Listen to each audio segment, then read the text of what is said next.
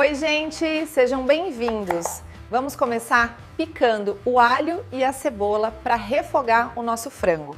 Olha só que maravilha que tá ficando o nosso frango. Agora é só misturar bem e está pronto. Livro de receitas completo. Link azul aqui embaixo.